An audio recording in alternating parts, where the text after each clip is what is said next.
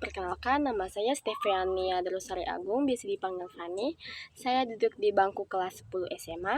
Saya bersekolah di SMK Santo Ignatius Loyola Labuan Bajo.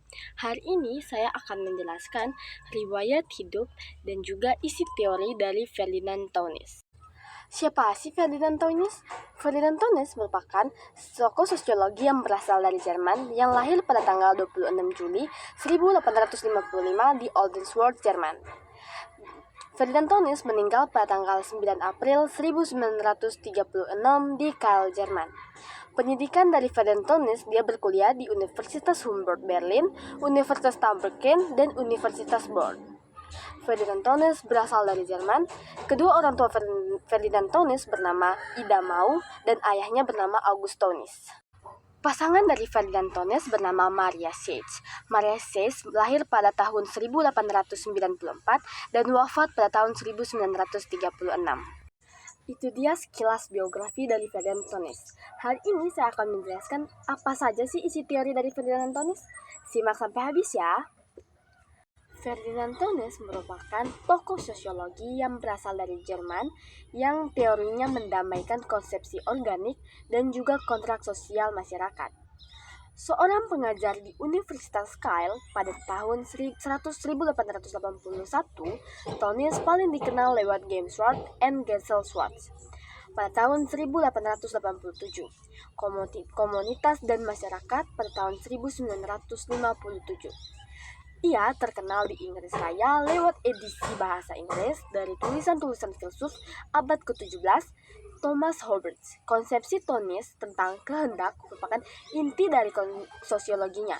Ia menghendaki tentang yang pertama Wesenswille atau kehendak alami yang melibatkan penilaian intrinsik suatu tindakan ketimbang kepraktisan dan yang bervariasi dalam tingkat rasionalitas.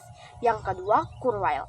Kurzweil yaitu kehendak rasional, yaitu pilihan sadar akan cara-cara untuk mencapai tujuan tertentu. Menurut pandangannya, Wesenswille terwujud dari Gemsworth atau komunitas yang dipertahankan oleh aturan-aturan tradisional dan rasa solidaritas universal dan yang sesuai dengan teori organik tentang persatuan sosial. Gemsworth cenderung berubah menjadi Gesellschaft atau masyarakat yang berbasis pada Kurzweil, yang dimana kepentingan itu yang rasional merupakan elemen yang lebih kuat. Gesellschaft harus disatukan oleh rasa persepsi yang dirumuskan secara sengaja dan dapat dijelaskan dalam kerangka teori kontrak sosial. Dalam praktikannya, semua masyarakat menunjukkan elemen-elemen dari kedua jenis keinginan tersebut, karena perilaku manusia tidak sepenuhnya naluri atau sepenuhnya beralasan, meskipun Taunis menolak totalitarisme atau termasuk nazisme di negaranya sendiri, dan menemukan seberapa voluntarisme dalam semua hubungan sosial. Ia percaya bahwa setiap organisme sosial memiliki keinginan kolektif yang menghadiri aspek-aspek Wesenswille dan Kurzweil. Ia membahas subjek ini dalam Dead Cities tahun 1909, Custom 1961, dan kritik terhadap opini publik dari seluruh masyarakat yang mengekspresikan keinginan bersama agar tindakan sosial dan politik tertentu dilakukan atau dihindari dan menyiratkan penggunaan saksi terhadap para pengembangnya.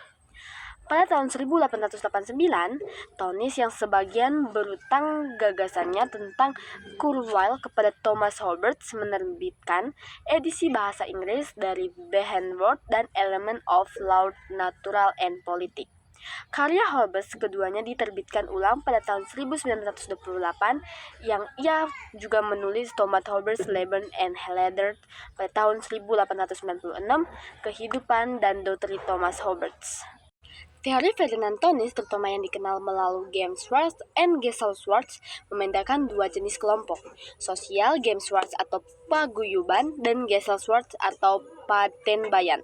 Gemsworth adalah kelompok yang berbasis pada ikatan emosional tradisional dan rasa solidaritas yang kuat.